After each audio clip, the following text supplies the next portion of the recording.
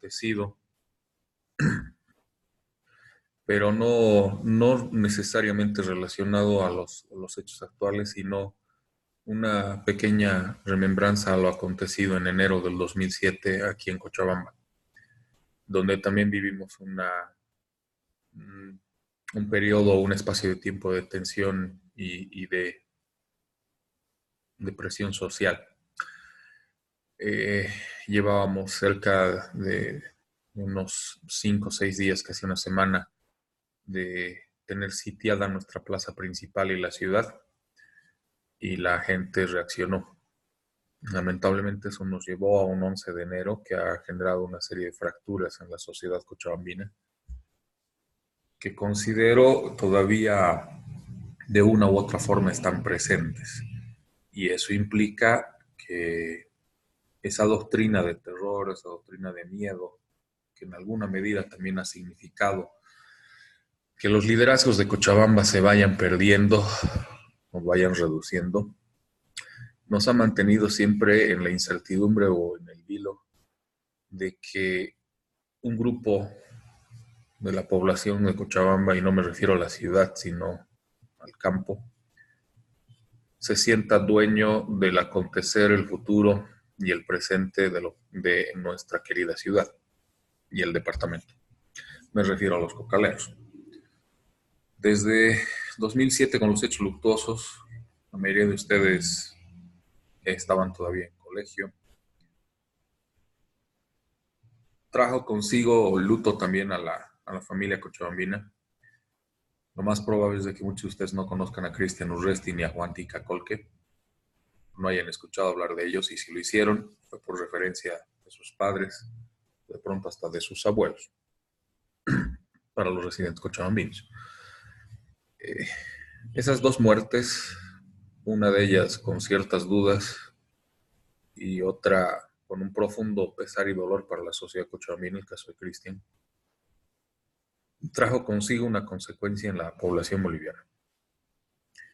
No quiero ser muy extenso en este punto, pero sí firme respecto a una convicción personal que deseaba compartirla con ustedes, en el sentido de que en esa ocasión fuimos víctimas de la violencia. Generamos violencia también, sí. La gente salió a las calles con un objetivo: defenderse del sitio de los cocaleros, el hecho de que hayan decidido tomar prácticamente la ciudad. Quemaron la antes prefectura, hoy gobernación. Solo llegaron a quemar, por suerte, la puerta de ingreso. Todo por un afán desestabilizador de la gestión de Reyes Villa, que no se dirá que sea de las mejores o de las peores, pero de todas formas el principio de respeto de la institucionalidad debe estar presente. Lo gracioso es de que quienes alentaron, quienes participaron de esa revuelta y afrenta al patrimonio cochabambino y a la ciudad de Cochabamba, hoy ostentan el grado de autoridad todavía, porque nos muestra que la población no tiene memoria, y si la tiene, no le interesa. La reflexión con la que quiero partir la sesión de hoy día es precisamente esa. Primero, la importancia de una población con memoria. Hemos estado varios, no sé si ustedes también, entonando ese estribillo del nadie se cansa, nadie se rinde, al que debiéramos también incluir una segunda o última reflexión referida al nadie se olvida. Pero bueno, esperemos que las circunstancias en las que se desenvuelve nuestro país nos lleven a un derrotero más adecuado. Y sobre todo aquí en Cochabamba, que se vaya perdiendo el miedo y el temor de esa doctrina de terror que siempre nos ha estado haciendo daño en el lapso de estos meses, años, y que nos demos cuenta que eventualmente pues tenemos una voz y tenemos todo el derecho de hacerla escuchar por las vías pacíficas correspondientes. Y aquí sí tomo la frase de Carlos Valverde de hace unos días: no generes violencia, pero tampoco seas víctima de ella. Si toca plantar cara, debemos hacerlo. Bueno, chicos, era una pequeña reflexión que quería compartir con ustedes. Tienen todo el derecho de tomarla por válida como también desecharla. Bueno, comencemos con el tema ya de la recapitulación de los temas que van a ingresar a examen parcial. No tenemos todavía confirmación de la fecha exacta en la cual se producirá nuestra evaluación, pero es bueno ya ir preparándonos. La sesión de hoy día, si hay necesidad todavía un poco de la sesión de mañana, va a estar relacionada a aquello, ¿no? A un poquito concentrar los puntos que van a ser evaluados en este segundo parcial. De entrada vamos a tocar aspectos relacionados a los atributos de la personalidad, razón por la cual debemos tomar muy en cuenta lo que implican estos. Cuando hablamos de los atributos de la personalidad, estamos haciendo alusión a características o circunstancias aparejadas o unidas a la persona, al individuo, que estas solamente están presentes en la figura de la persona natural. La persona jurídica no podría reconocérsele una condición de atributos de la personalidad, sino más bien una serie de características derivadas de su personalidad, como veremos un poquito más adelante. Dichos atributos, que son cuestiones inherentes e innatas al individuo, siempre van a involucrar el reconocimiento de su condición de ser humano y las particularidades de reconocerlo como sujeto de derecho, siendo la fundamental la personalidad como tal, como esencia, y derivada de esta personalidad, los atributos que nos hacen seres humanos son la capacidad, el nombre, el domicilio, el estado civil. Hay una discusión muy fuerte respecto a la nacionalidad, si está o no intrínseca en la idea del ser humano. Enseguida vamos a conversar un poco sobre ello también. E inclusive los autores que señalan que el patrimonio también sería parte de los atributos de la personalidad, ¿no? Con los fundamentos y sustento correspondiente para poderlo señalar.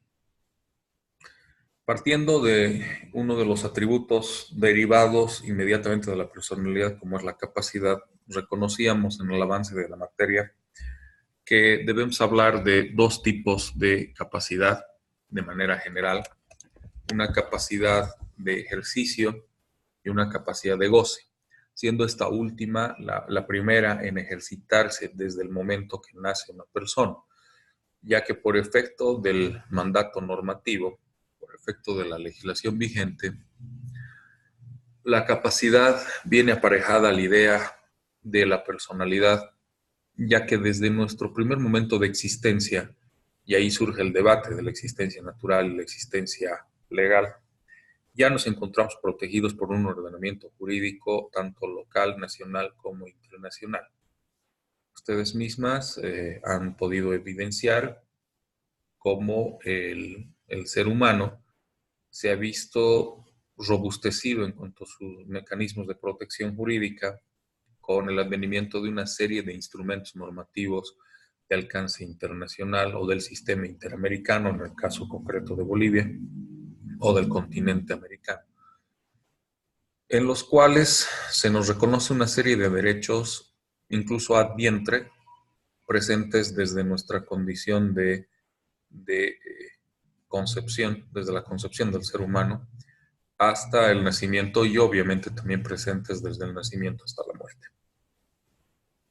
Derechos que resultan ser inherentes al sujeto.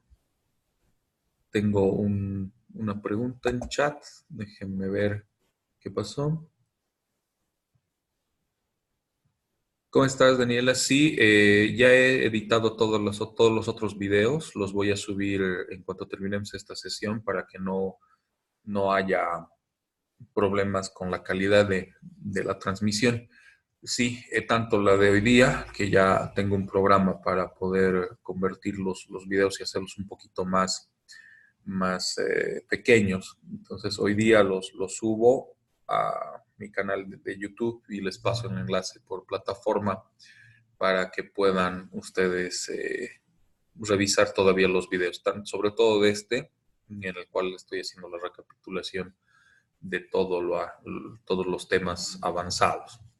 Entonces, en ese sentido, sí descuida Daniela, que pesar que no haya una buena conexión, pero en el video no habrá dificultad.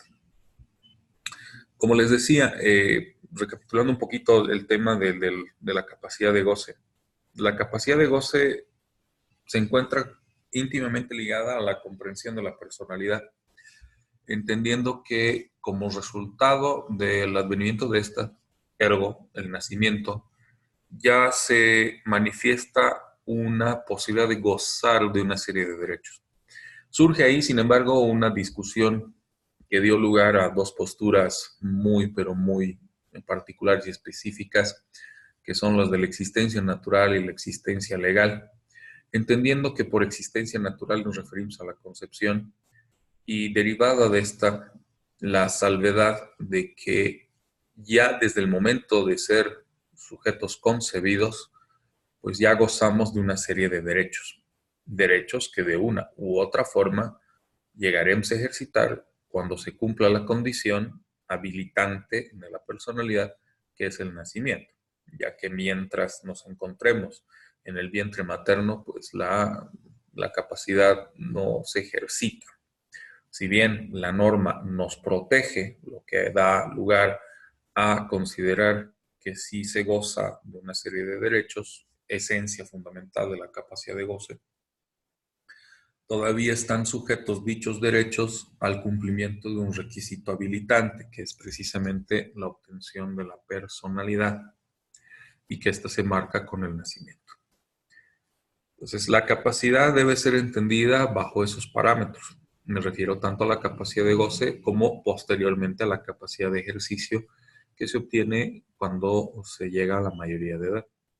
La diferencia fundamental entre ambas capacidades es el hecho de que como sujetos de derecho o considerados sujetos de derecho, podemos realizar modificaciones activas a las relaciones jurídicas que entablamos en nuestra condición de sujetos. Cuando uno tiene una capacidad de goce, la capacidad de realizar una serie de modificaciones activas e incluso entablar relaciones jurídicas se encuentra disminuida, ya que para la mayor parte de las relaciones jurídicas que una persona puede llegar a ejercitar o entablar, se requiere precisamente una capacidad de ejercicio, en otras palabras, ser mayor de edad. Pero no limita que en algunas circunstancias pueda ejercitarse ciertas prerrogativas.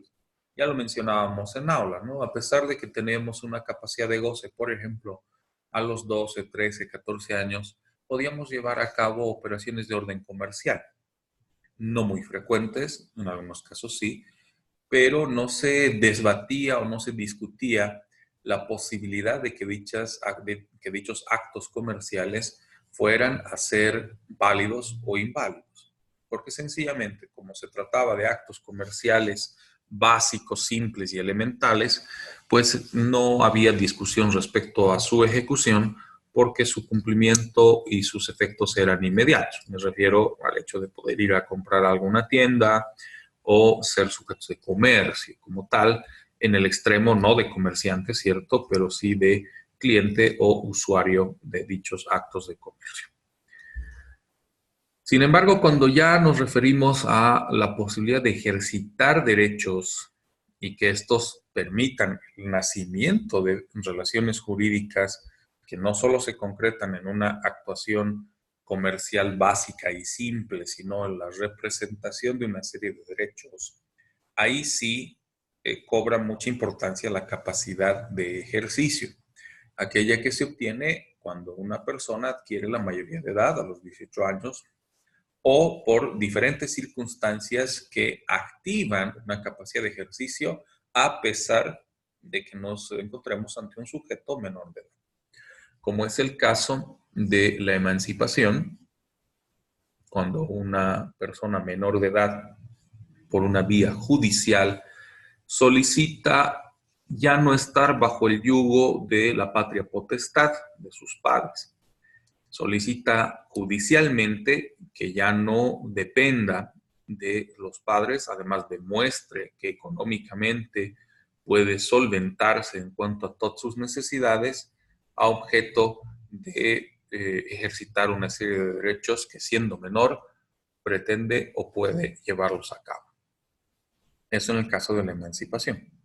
Y en el caso del matrimonio, que puede realizarse o efectuarse entre contrayentes de 12 y 14 años, 12 para la mujer, 14 para el varón, también tienen por efecto el que pueda llegarse a una transición de casi una emancipación y por ende adquirir una gama de derechos que en la minoridad no podrían ser ejercitados, pero por efecto del matrimonio sí llegan a ser ejercitados. Una circunstancia bastante particular, ya habíamos conversado en clase sobre ella, respecto a la fijación de las edades para poder acceder a esta vía también judicial muchas veces, ya que si no se cuenta con la autorización de los padres para contraer nupcias, se puede reclamar por la vía judicial, existiendo una circunstancia grave que lo amerite.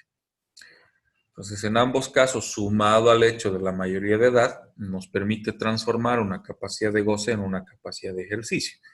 Aquí una apreciación, sin embargo. El hecho de que transformemos una capacidad de goce en una capacidad de ejercicio no significa que se haya abandonado por completo la primera, ya que todavía seguimos gozando de una serie de derechos por más de que no los ejercitemos directamente. Derechos que suelen ser expectativos, sujetos a también otras condiciones habilitantes, como también mencionábamos, ¿no? El hecho de que, por ejemplo, alguna de ustedes o alguno de ustedes decida ser candidato a alcalde en las próximas elecciones locales. En este sentido, por ejemplo, aquellos que no tuvieran la edad suficiente para ser candidatos a alcalde, pues no van a poder llegar a ejercitar dicho derecho de elección, de ser elegido o elegida.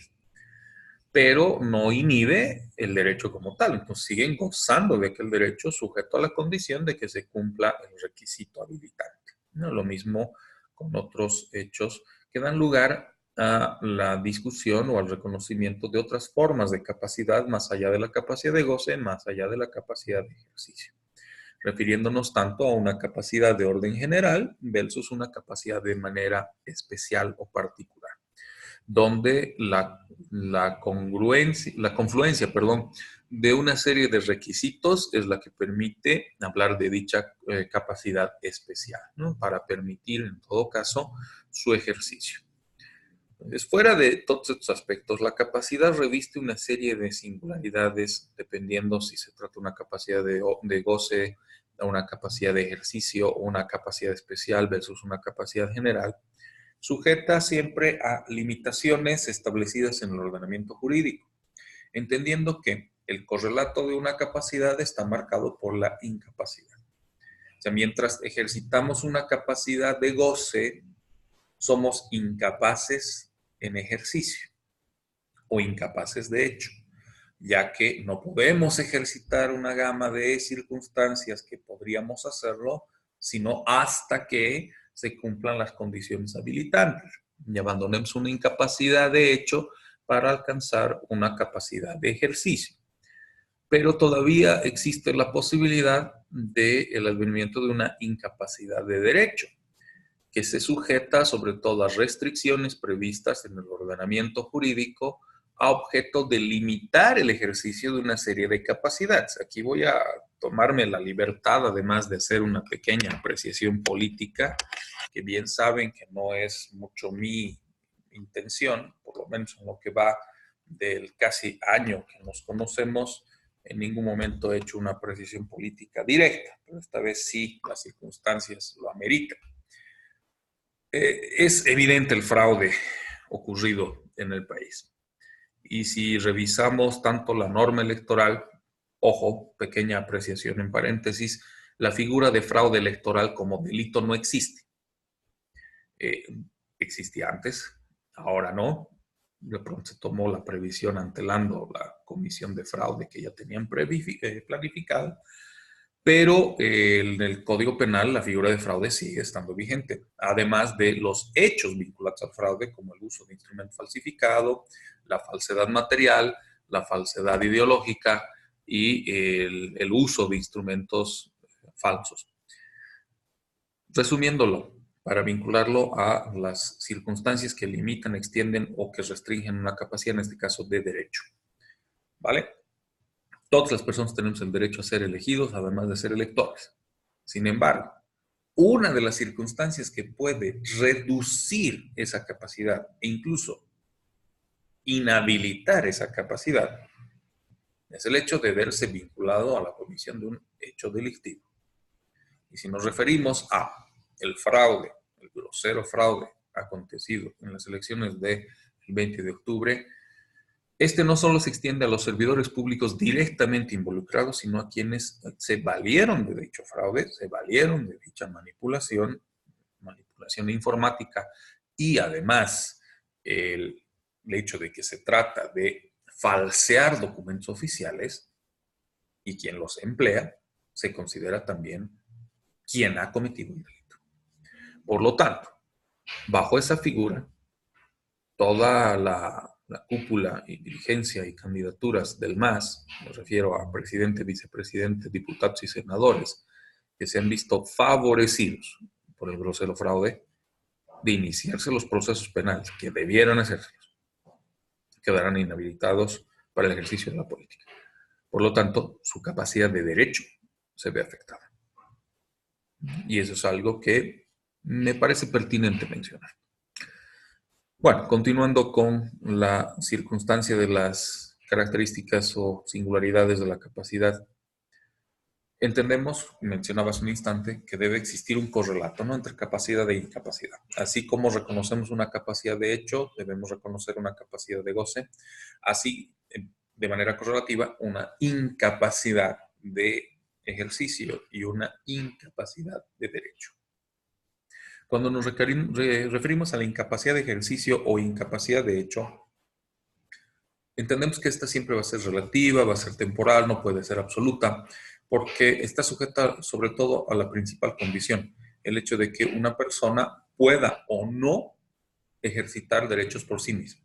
El requisito habilitante para que sí pueda hacerlo de forma directa es de que adquiera la mayoría de edad, se emancipe o se case antes de los 18 años de edad, ¿no?, dentro de los parámetros establecidos. Si no lo hace, sigue siendo un incapaz. Y dicha incapacidad tiene por objeto protegerlo ante la liberalidad que pueda tener en cuanto a sus decisiones y cómo estas decisiones pudieran afectar positiva, pero también negativamente, a el reconocimiento o ejercicio de derechos por parte del individuo. Bajo esa lógica, entonces, si entendemos a la incapacidad de hecho, sabemos que esta está determinada sobre todo por la protección que la norma brinda hacia la persona a la que se considera incapaz, y que en todo caso pues dará lugar a una serie de mecanismos de protección, sobre todo los relacionados a la salvedad de que el sujeto declarado incapaz o reconocido como incapaz no puede ejercitar una serie de actos jurídicos y, si intenta hacerlo, tenga que recurrir a un mecanismo de representación. Padres, tutores, representantes, curadores y otros. ¿Vale? Ahora, cuando hablamos de la incapacidad de derecho, respecto al ejemplo que matizaba con la circunstancia política actual, ya hablamos de otro tipo de restricciones, ya no tanto limitaciones como tal, como mecanismo de protección, aunque todavía lo hay, sino más bien restricciones que responden a un ordenamiento social, a una forma de relacionamiento dentro de la sociedad, con ejemplos que ya había matizado incluso en clase, aparte del que acabo de señalar. Por ejemplo, relacionado al hecho de que todas las personas tenemos derecho a contraer nupcias. Todos podemos decidir de manera voluntaria con quién contraer nupcias, a quién vincular nuestra existencia. Sin embargo, la incapacidad de derecho que pesa sobre todos nosotros está determinada primero por parentesco consanguíneo, en el sentido de que yo no me puedo casar con mi madre, así como ustedes no podrían casarse con sus hermanos o con sus padres, pero no les inhibe el derecho de que puedan casarse con otras personas. Por lo tanto, la incapacidad de derecho es restrictiva responde a un mecanismo de protección del individuo, aún más ligado a la idea de un orden social, y suele ser, pues, relativa y en algunos casos absoluta. Generalmente absoluta. En algunos llega a ser relativa porque da lugar todavía a que bajo el cumplimiento de una serie de condiciones, la persona que se ha determinado como incapaz pueda rehabilitar su capacidad, lo que da lugar precisamente a las causas que extienden o reducen la capacidad. Una de las causas que mencionábamos en aula era la relacionada, por ejemplo, a la edad categórica, ¿no? El hecho de que adquieres la mayoría de edad y cambia tu capacidad de goce o muta tu capacidad de goce hacia una capacidad de ejercicio sin que pierdas totalmente una capacidad de goce respecto a una serie de derechos que requieren otros requisitos más allá de la edad para poder ejercitar tal derecho. Otra de las circunstancias que afecta positiva o negativamente o que modifica la capacidad es la propia salud, en lo que referimos, por ejemplo, al interdicto declarado o el enfermo mental declarado. Una persona que adolece algún tipo de enfermedad mental que además nuble su capacidad de raciocinio y por ende de toma de decisiones, se va a ver protegido por efecto jurídico cuando sus allegados o interesados, generalmente familiares, tomen la decisión de declararlo interdicto, de solicitar judicialmente su declaración de interdicción. En otras palabras, que sea reconocido como una persona que no puede ejercitar directamente sus decisiones porque no tiene plena conciencia de ellas. Eso para el caso, por ejemplo, de los enfermos mentales. De la misma forma, también el hecho de que se restrinja o se reduzca la capacidad por efecto de la salud respecto a otras circunstancias como acontece en otros países, en el nuestro por suerte no, porque puede derivarse incluso a hechos de discriminación ante circunstancias como por ejemplo de las personas que tengan alguna enfermedad infectocontagiosa, concretamente el VIH-Sida, ¿no? Que genera en algunos países ciertas restricciones que van más allá de mecanismos de seguridad de salud, o si quieren, de bioseguridad, que entran en otros criterios, que en el país todavía no hemos avanzado lo suficiente en dicha determinación. Otro de los factores que limita la capacidad o la extiende es la condición de nacionalidad del sujeto, ya que si eres nacional boliviano, has nacido en el territorio boliviano o has adquirido la nacionalidad boliviana, gozas de una serie de derechos que de pronto personas que no han nacido en Bolivia o que no han adquirido la nacionalidad pero radican en el país, me refiero a los extranjeros, no pueden ejercitar. Y si las ejercitan, están sujetas a una serie de limitaciones y restricciones, como por ejemplo el hecho de que extranjeros no votan en una elección nacional, sí votan en una elección municipal o local, porque se entiende que la relación con el municipio es mucho más cercana y que va más allá de la condición de nacional o extranjero, ¿no? Entonces, vemos que la nacionalidad también puede involucrar circunstancias que aumentan o reducen la capacidad de las personas. Un ciudadano extranjero, por ejemplo, no puede ser candidato. Un ciudadano extranjero no puede tener propiedades en 50 kilómetros a la redonda de distancia de nuestras fronteras por un tema de seguridad nacional, ¿no? Entre otros factores. Ahora, llegamos a un punto conflictivo, el sexo. El sexo no debiera ser una circunstancia ni que limita ni que extiende la capacidad, pero vemos que efectivamente tiene su influencia, positiva o negativa, la tiene. Mencionaba eso en clase, por ejemplo, cuando se tiene un requerimiento para agente fiscal, se le da preferencia a un varón respecto a una mujer, mucho más si es soltero, no tiene hijos, por el grado de riesgo que puede estar aparejado al ejercicio del cargo. Mientras que en el caso de la mujer suele ser preferida, mucho más si tiene hijos y si está casada, para la elección como juez de familia o juez del menor, a diferencia de un varón soltero y sin hijos. Entonces vemos cómo el sexo, ligado obviamente a circunstancias derivadas de este, puede